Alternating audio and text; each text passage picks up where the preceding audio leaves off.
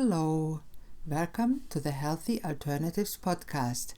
I am Dr. Christine Sauer with DocChristine.com. Today's show is a recording of my radio show of the same name. Enjoy! Good afternoon, this is Dr. Christine Sauer, your host of the show Healthy Alternatives here on 97.5 CIOE FM with live stream on communityradio.ca every Thursday at 12 noon Atlantic Standard Time. Thanks for tuning in today. In this show, I will talk mostly with guests about all aspects of health, healthcare and wellness, from conventional to alternatives and everything in between. My mission for this radio show is to help change people's lives for the better by informing them about different options to get and stay healthy and well, so they can choose for themselves which option might work in their case. And if you feel you're stuck in a dark place, I want to tell you, don't give up. There is a light at the end of the tunnel for you too. Today I'm extremely pleased to be with Sharmine Massey. Sharmine is a passionate motivational speaker and a certified life coach. She practices self-love and loves talking about self-love. Now that's a tongue twister for me. Hi Sharmine, welcome to the show. Hi, thank you, Christine, for having me on the show. Really excited. I'm excited too. So tell me a little bit about yourself and what you do and how you became the person you are today. So it all started with my journey, you can say almost 5-6 years ago, where I hit my rock bottom. My rock bottom was my divorce. Mm-hmm. And that changed my entire life into a whole new experience that I'd never had before. Now, keep in mind that I got married at the age of 27. So and I got divorced when I was 29. So it was a very short period, but it was a painful period. Mm-hmm. And that shaped my reality completely. And so for the 20 plus, I can say 30 years, I was living a life that had no excitement, that had no passion, that had no clarity. Mm-hmm. I was very clouded in a very dark place. And then when I came out of it, and literally I could say in the last 2 years, my experiences have been absolutely phenomenal. And all because I started to love myself more. Mm-hmm. I started to gain clarity. And I was more focused on what I wanted to go for, which is set my goals and just go at it. That sounds really exciting. Now, tell me a little bit, how did you feel when you were in that marriage, maybe an abusive marriage, or how did you end up getting married to a man that really wasn't the man that you would stay with for the rest of your life? I'm an East Indian, and in our culture, arranged marriages are common. Oh, yes. Now, I cannot say that somebody like my family forced me. No, absolutely not. This is something, because it's a norm, I just went with the norm, mm-hmm. thinking that this is normal. My parents obviously are going to choose the best person for me. And it turned out to be that it wasn't the case. When this arranged marriage happened, I went ahead with it, but I could already see signs of this becoming a big disaster in my life. How did you? What were the signs? I like to get the story. Absolutely, and the signs were him being very controlling. Mm-hmm. I'm the man. Mm-hmm. That was always something that I always got to hear from him. I'm the man. You don't tell me what to do. He had this attitude of just being not working at all. He did not want to ever work. And he wanted to just stay with my parents in their basement, because you have to keep in mind he was from England. And he came here, so I basically brought him here to live with me. He did not want to work. Every time I made his resume, very soon I'll be making his resignation, because something always was wrong with some jobs. Nothing was ever wrong with him. Everything mm-hmm. was wrong with his job. So I'm mm-hmm. like, okay, well, this is not working out. I don't want to live in my basement, my parents' basement. I want us to get out of here. But on my income alone, that is not going to work. He would disrespect my parents living in their house. Wow. What did you do to work at this time? I actually, and that's the problem. That's why I call myself in a dark place. I had no clarity. I wasn't able to do anything. other than literally fight with him every single day, cry myself. My Yes. blood pressure was going high. Every time I confronted him about disrespecting my parents, he'd say, I got married to you, not your family. And I was like, you know what? Then in that case, you leave this place right away because this is my family's house. This is my parents' house. And but it's like some things were just not changing. And then one day, I took a step and I told my parents, I can't do this anymore. We need to end this ASAP. And that's when they supported me in this decision, given that it was an arranged marriage. The family got involved to bring us together, and this time the family got involved to bring us out of it. But I had to make that decision. And when I finally How did that decision feel? How did you get to make that decision? What was the last trigger that actually got you to say, that's it now? You know what? He actually got a car behind my back, and I didn't know anything about it. Next thing you know, this car is standing in front of me. I'm paying for its insurance and the monthly payments. And I didn't know anything about it. This is just me making, or the only person earning between the two of us. Wow. Then he got in an accident, and my insurance ended up getting high because of that.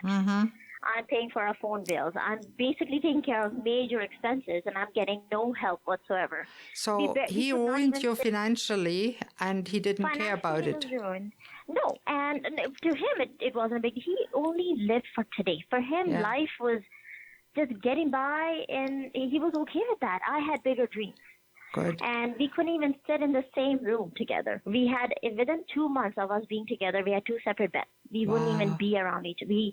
There was so much negative energy amongst us. It could not, so it was bound to fail. Yeah, did you ever end up having any children? Thank goodness, no. That was a godsend in this case. Because I remember him making a comment. One time I said, you know what, you're really stressing me out. And he said, oh, I'm stressing you out? You wait till we have kids. They'll stress you out even more. Oh, wow. What did you think of that? At that time, obviously it wasn't funny. I'm laughing now, but I'm just like, oh, really? So it just seems like he got married to me just to ruin my life, to just make me feel more miserable. Like, he was somebody who got the worst out of me. I did not see, there were things that I would say and do sometimes, Christine, that even I was shocked. I'm like, I wasn't sure I was capable of being this nasty, but this guy was getting that out of me. He pushed all the right buttons. Oh, well, let me tell you that, So what was the last trigger? What really pulled the trigger and said, I have to throw him out of the house? It was a buildup of everything, right? I mean, it came to a point where I was just like, this one night I sat on my bed praying, but I cannot continue this anymore. Because every night I went to bed crying. I developed high blood pressure because of him. I'm like, this cannot continue. And the thing is, it already had started a long time ago. It was just a matter of me coming to that decision. It sounds a little bit like you felt trapped for a while and... Oh, my goodness. You know what? The thing is, we got married in 2010, and then he went away for a year to UK until his immigration paperwork and everything got started. He joined me a year after. And honestly, when he joined me in Canada, within 2 months, our beds were separate, and we could only survive for 7 months. 7 months, too, that's me stretching it. Because there was always that hope. It's like, I want to keep trying. Maybe I'll try a different way of doing things. You know, just one time I remember telling him, let's, get some help. We can get some marriage counseling. And he said, I don't need counseling. You do. And I'm like, when did marriage become a one-person thing? So did you try to change him? Or? I think he thought that I was trying to change him, but I was only working towards having a better marriage, a better relationship with him. And it didn't help that I was constantly getting pushed back. And he didn't have no interest in it. He was happy the way it was, and he just wanted to push you down in a way. Exactly. And I don't know how can somebody be happy in such a miserable state, but apparently he was. Really? Do you feel he was happy now looking at it from his point of life, or is it just something that he just accepted? But, yes, you can say he wasn't happy. He did accept, but I mean, at one point too, you do realize that this is not something that you want to continue, that one time you'd break and come to your wife and say, okay, I think we need to fix things. How can we do things better? Right. He didn't have that capacity in him. So he really was a toxic person in your life. Very, very. But you know what? I'm glad. I'm in a way glad that it happened to me. Because if it wasn't for that experience in my life, I wouldn't have hit my rock bottom and realized, what am I doing with my life? Because honestly, when this marriage got over, I thought I was nowhere. I looked at myself in the mirror and I saw a loser. I said, okay, Shar, what exactly is identity? Because my identity was just around him. So when it ended, did your parents force him to move out, or did he move out by himself? How did it work? The way it worked is, like an arranged marriage concept. So we got his family involved in this conversation too, where my parents and I were sitting, and his family, his parents and family are in England, but we had his uncle show up here, and my dad said, you know what, the kids are not getting along. Maybe it's a good idea to have them separately live for some time to really understand, is this what they want to continue with? Not divorce, but just a little separation would help. He took that as an indication of, you're kicking me out. That's it. I'm done. I am out of here. Within a week of us being separated, but I'm hoping that, things will get better and maybe he'll start thinking differently. He called me and said, I want to meet you at a coffee shop. I'm done with you. I want a divorce. Good. Okay. Yeah. So he came to that decision. I said, you know what? I'm destined to do better than this. So yes, absolutely. And it was still not easy. A divorce is one of the major stressors in your life, but an unhappy marriage is too. So you had quite some stress there.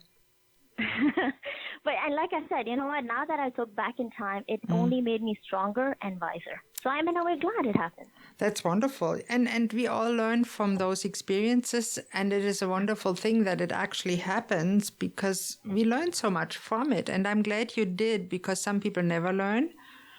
And it's really amazing. And in the second half of the show, we'll talk a little bit more about what you learned and what you're doing today and how you're helping others overcome similar situation and love themselves more, which we all need to do, because how can we help others when we don't love ourselves? Absolutely. Very true. And that is wonderful, Sharmine, and I'm excited about talking to you some more. And this brings us to the end of the first half of today's broadcast here on 97.5 CIOE FM Community Radio. Please tune in after the commercial break for more about loving yourself with Sharmine Massey. Thank you.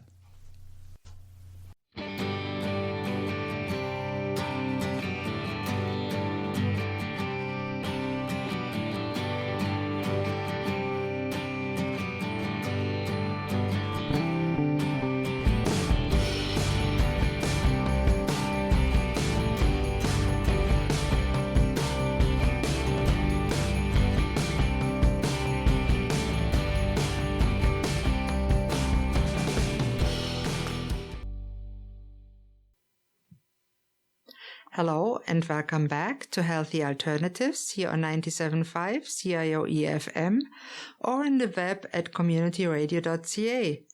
I'm your host, Dr. Christine Sauer, and today I'm talking with Sharmine Massey. She's a life coach and an amazing young lady compared with me. In the first half, we talked a little bit about her story in an arranged marriage that ended, and now she learned something from it. And Sharmine, tell us a little bit what you learned and what you're doing now and what you're passionate about. What I learned, Christine, is I didn't love myself enough. As a result, I attracted that failed marriage. I attracted that toxic individual in my life, which I did not know anything about energy, universe, attracting these things. I didn't know anything about that.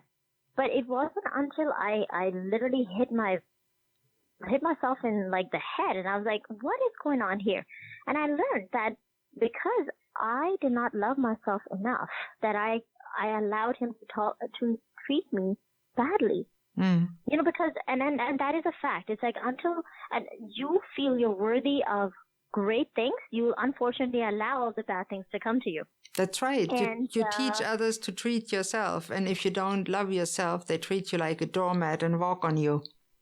Very true, and I felt that this was quite an experience, and that's why I kept saying in the past, in my previous just before our break here, that I'm glad this happened. That I'm glad this made me really understand and look at myself like, no, you are important too. I looked at myself in the mirror and said that to myself. You know, another thing that I learned is when I was not clear also about my life. That's also when I attracted this marriage. So then what I simply did from that point is I learned that I need to love myself more. I need to set goals for myself and not settle for less. And that's not being selfish. That's a necessity for your life. That's right. Because how can we love others if we can't love ourselves? Very true. Very true. And it's like when you know and you realize you're amazing, and you're worthy, you attract all the amazing things in your life. And isn't that what we want? We want abundance. We want happiness. We want financial freedom. We want success.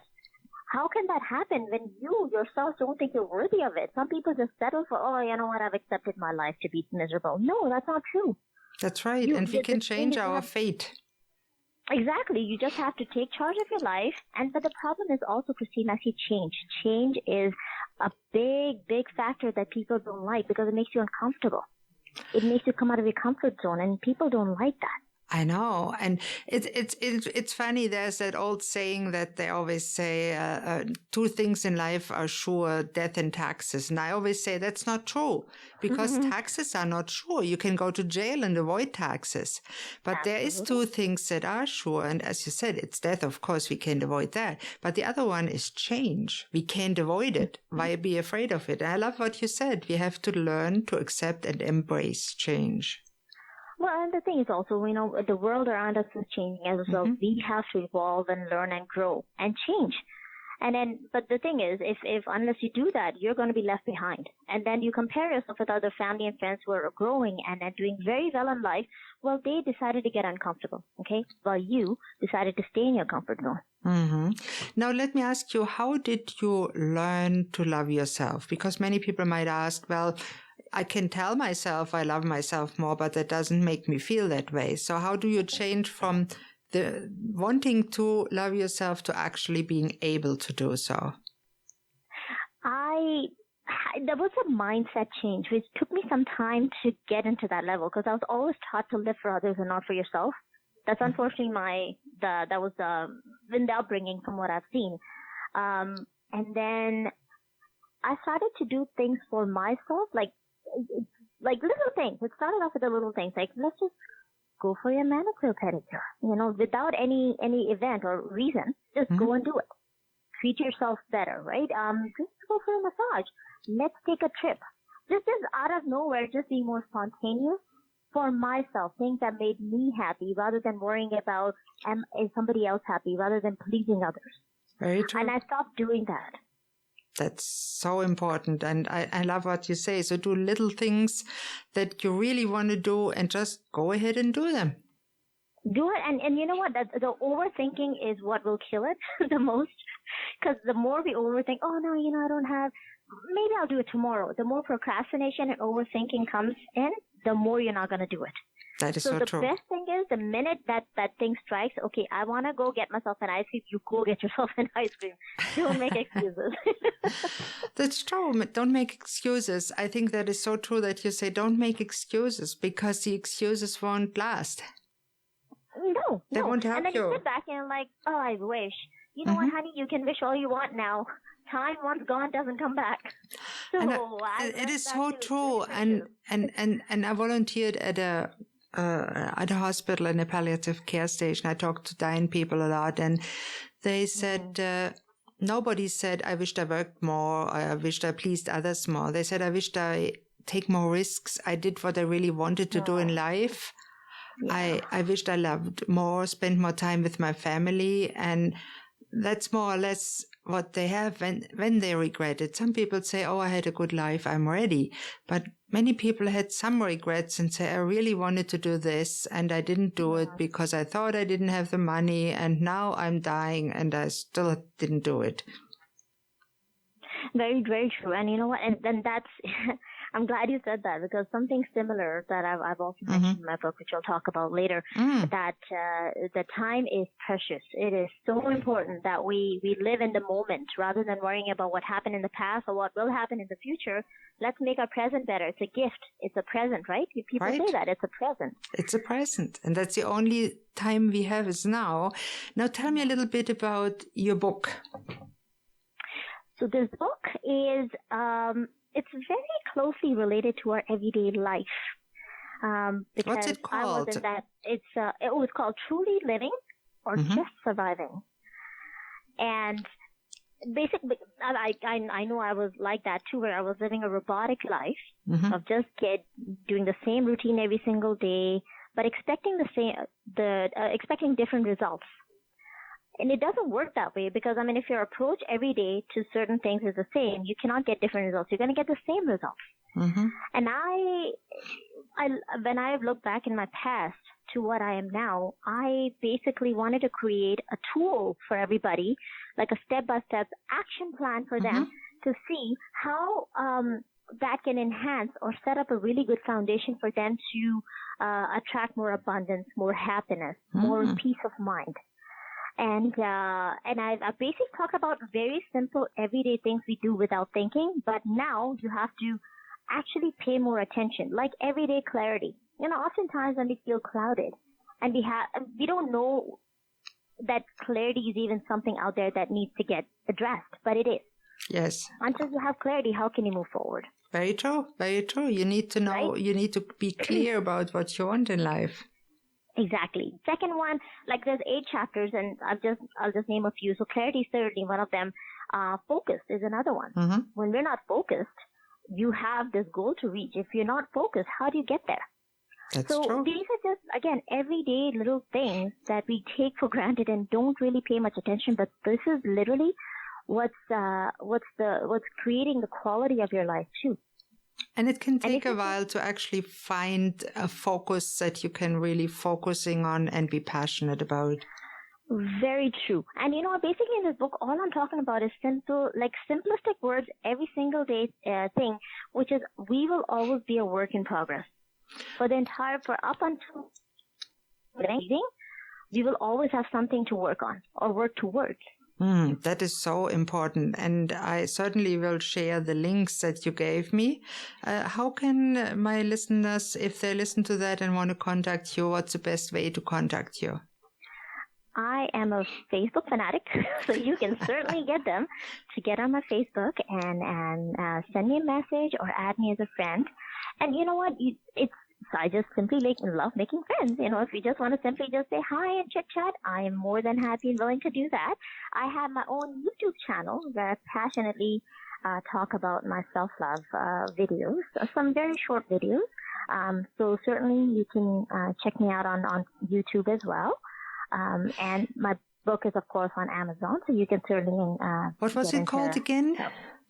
Truly Living or Just Surviving. Yes, I am for truly living all day. Now, Sharmine, do me a favor for my listeners, spell your name so they can actually find you. You know, there's so many people on Facebook. Of course, absolutely. So it's Sharmine. Actually, on Facebook, I'm a Shar, and I prefer being called Shar. It's Shar. And my last name is Massey, Massey. Now, that is really wonderful, Shar. Shar? Should I call you Shar? Shar? Absolutely. It sounds a little bit like char to me, but it's just me. Well, you're not charred, you're alive, you're burning. Well, what was happening is when I came to Canada and my name Sharmine came up, apparently there's Charmin tissues out there, you know, and I didn't like that. I'm like, okay, yeah, but they're spelled differently. That's mean, yeah. I'm like, we're gonna change this, and it's gonna be Char from now. Okay, I hear you. Well, it's a wonderful message, and I thank you so much for being on my show today, Sharmine, whatever. Char. And it was a pleasure to have you. Thank you very much. Thank you, Christine. Thank you very much. It was a pleasure to be on the show. Thank you. And this brings me to the end of today's show.